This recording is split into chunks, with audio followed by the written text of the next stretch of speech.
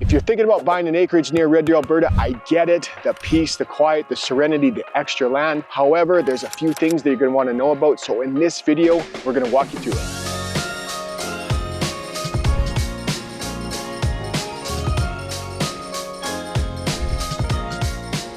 All right, let's get right into it. So there's basically 4 counties that you're gonna wanna consider if you're looking to live on an acreage near Red Deer. Obviously, we have Red Deer County. Just north of that, we have Lacombe.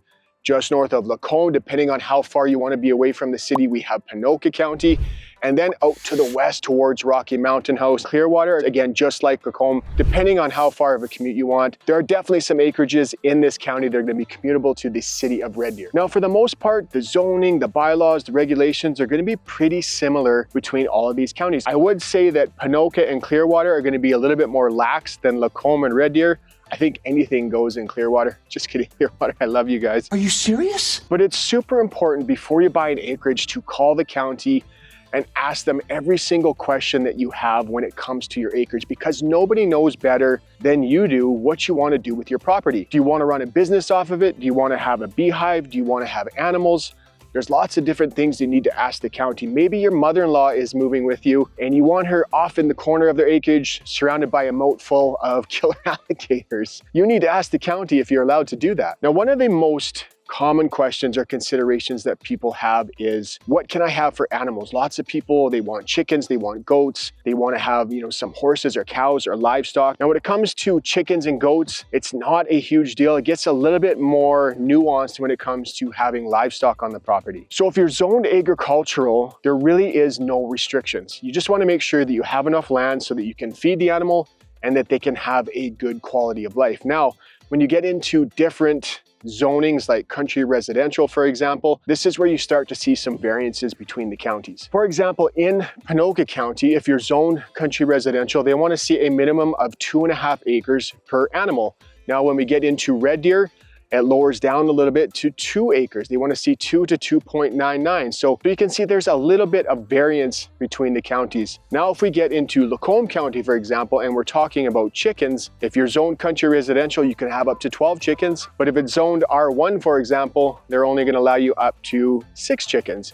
Now, the county doesn't come around and police this stuff, so I wouldn't get too caught up on, having too many chickens or goats. You didn't hear that from me. People in the city actually have chickens, but you could have kind of a douchebag neighbor who used to be a hall monitor in high school, and they could report you, and that's when you could run into some issues. So super important to call the county. All you have to do is Google any one of these counties, their contact number is going to come up, and make sure you ask every single question that you have. I hope you guys are getting some value from this video. I'd appreciate a like and a subscribe if you are, and if you would like any help making the move to Red Deer, I'm a realtor in the area, so please feel free to reach out to me any way you like. There's some information popping up on the screen. Take a screenshot, do whatever you gotta do. Give me a shout, would love to hear from you. All right, back to the video. All right, let's dive into inspections. This is absolutely crucial when you're buying an acreage. Inspections are going to be much more than just a general property inspection, which you still want to get on your acreage, but you're also going to need a well inspection, a septic inspection, and a potable water test.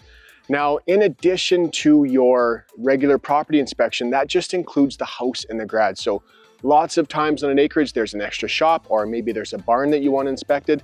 This is all going to be an extra cost on top of the general property inspection. But let's talk about the septic system and the well. These are really important. All right, now let's talk about septic systems and septic inspections. So I know this stuff can be a little bit boring, but I think it's super important to understand this stuff, especially if you've never lived on an acreage before and you don't really understand how a septic system works. So I'm gonna walk you through my septic system. I'm just gonna turn you around here. So this is my septic tank right here. You can see it's not too far away from the house. And you can also see that those shitheads Yeah, boy. have been digging, so I'm gonna have to fill that in there. Dig.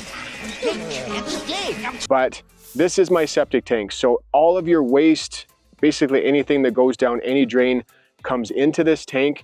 And in this tank, you have organic bacteria. So it's gonna break down all of the solids. Those solids are gonna settle to the bottom. It's gonna create a sludge. And then the clear fluid that remains is going to be pumped out kind of that way into a septic field. Now, most of the time on an acreage, you're going to see a septic field. They'll call it a leach field or a treatment field as well.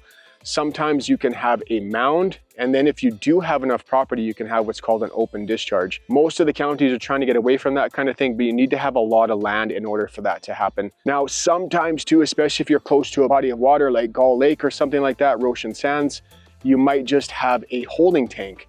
Now, this can happen in regular acreages too. So I actually sold an acreage just outside of Camrose where there was no body of water. They just had a holding tank, and there was 2 people that were living there, and they had to have someone come out roughly every 6 to 8 weeks, and it was $180 each time to pump it out. Now, a septic field is basically a bunch of perforated pipes in trenches full of gravel, and as that clear fluid, they call it effluent, that is left over in the tank as the sludge settles to the bottom, that's pumped out to your field, and it kind of just leaches into the ground through those perforated pipes. Now, if you're living on an acreage, you are not going to be on municipal water supply. So this means that you're going to have a well. This is the next inspection that is wildly important to get. Now, there's a few things that the inspector is going to test when it comes to your well inspection. A couple of the most important ones is the recovery rate and the flow rate. So when we are looking at flow rate, we want to make sure that there's adequate water supply for your family and how many gallons per minute that the well is producing. Now, when we are looking at recovery rate, they are going to run it for a continuous amount of time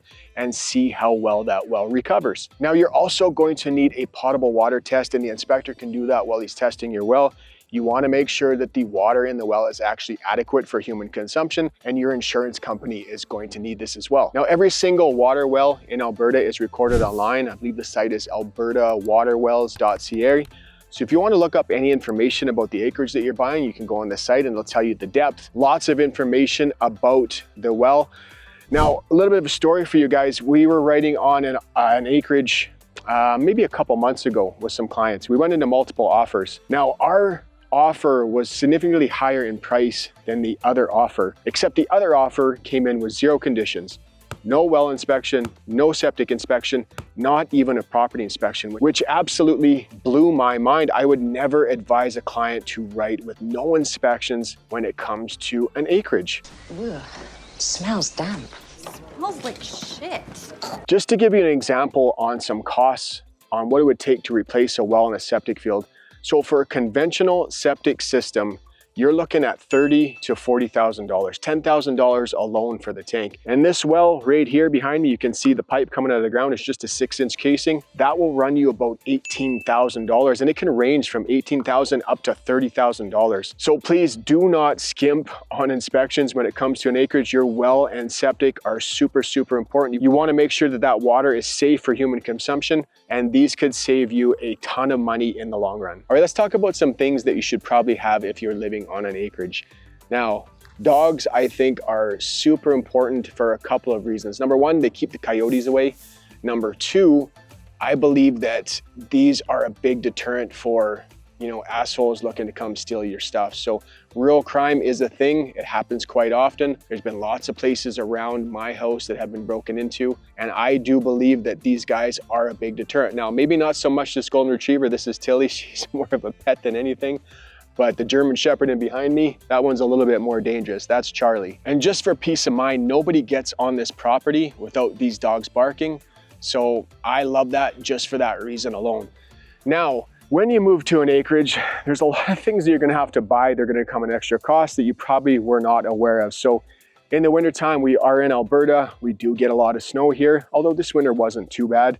You're gonna need a way to remove snow. As the winter goes on, that snow is going to accumulate. The wind is gonna blow that snow over top of your driveway. And unfortunately in the country, nobody comes and plows your driveway.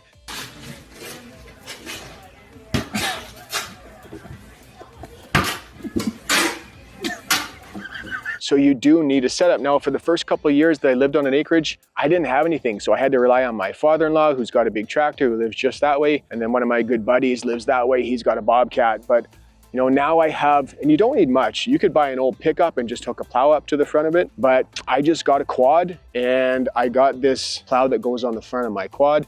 Now, I've been waiting for the snow to melt, which it has about a week ago. I've been a little bit lazy. The winch broke on the last plow of the season, and I've left it sitting here, and I need to pick it up. But that plow right there in the quad, it goes through anything. I've never gotten stuck, and it does an absolute fantastic job. So you don't need to go out and buy some big John Deere tractor, although lots of guys, that's what they're really excited to do. You don't need a huge setup and you can easily plow snow with just a quad and a blade like that. All right, the next thing that is super important to consider, and this one is really important. I actually made a video similar to this a couple of years ago, and a comment just a couple of weeks ago where a fellow didn't look into the internet on the acreage that he bought, and Starlink, which is the best acreage internet there is, did not have a clear view of the sky. There was tall trees around the property, and he was working from home. He was a remote worker, and he had shitty internet. So he actually had to sell the place after 5 months, and that is an absolute nightmare. So you want to make sure,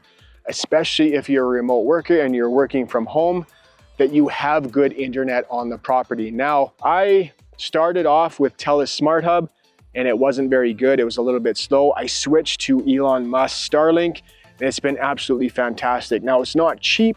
And again, you got to make sure that you have a clear view of the sky. You don't want to have a bunch of big tall trees around or you're not going to get a signal. But to buy the satellite itself, it was $800 and now it's about $147 per month for Starlink internet. So super, super, super important, especially if you are working from home and you need good internet. You need to look into this before you purchase the acreage. You don't want to have to end up selling a few months later. All right, this is good timing. Sylvester just hopped up on the fence here. This is the next thing that you need on an acreage. You need cats to keep the mice down. This is a big one. The mice will overrun everything. They will chew the shit at everything. When I first moved here, I had a bunch of furniture in the garage as we were moving in. We didn't have cats, and that furniture, I had to throw some of it out because there was just tens of thousands of mice shit in there, if that makes sense. We used to have an RV parked on the side of the house on a gravel pad, and I could not keep the mice out of it.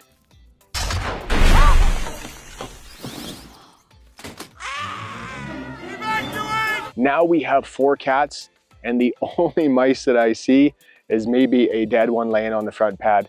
Now these cats are killers. They love to kill things. Unfortunately, they killed the birds and everything else too. But you absolutely need cats on an acreage because you have to get control of those goddamn mice. Now, another investment that you're going to want to make if you're living on an acreage, because typically you're going to have, 2 to 3 acres of grass that you're going to have to cut, and you're definitely not going to want to do this with a push mower unless you're one of those freaks who likes to get in 30,000 steps a day and it takes you 8 hours to cut your grass every day. But you're going to want to invest in a riding mower for sure. So I would suggest a 0-turn mower, especially if you have trees on your property. You need to get really tight around those trees. It's actually quite fun driving these things as well. So you're going to need something to cut all of those acres. And the final thing that I'm going to leave you with when it comes to living on an acreage is make sure that if you're not planning on driving your kids to school, or you don't want to drive your kids to school every day, that the bus actually comes to your acreage. I've heard of these horror stories before where people did not look into that beforehand. They didn't do their due diligence, and now they're stuck driving their kid to school, or they're driving it to a spot where the bus actually comes to and they're sitting there waiting with them, and it's taking 30 minutes to an hour out of their day. Lots of people don't like driving on winter roads, so buses do not come to every single acreage. Now, fun story with the bus on my acreage, my range road is actually the cutoff line for whether the kids go to town or they go to the county. Now, you think it would be the actual range road itself, but it's actually the middle of the range road. So if I was to live on the west side of the range road, the bus would pick up my kids and take them to town. But because I live on the east side of the range road, the bus was fighting us and didn't want to pick up our kids. And our road is a dead-end road, so the bus has to turn around anyways. So it makes no difference. So we had to fight with them a little bit. We ended up getting them to pick up our kids, which I'm super grateful for. But these are definitely some things that you have to look into before you buy an acreage. So living on an acreage is absolutely fantastic. I love living on an acreage myself, but there's a ton of things that you need to consider before you make that purchase. And I really hope that this video kind of shed some light on some of those things for you and gave you a little bit better idea of what it's like to live on an acreage and some things that you need to expect. So I hope you guys enjoyed the video. I will see you guys next week. Thank you so much for watching.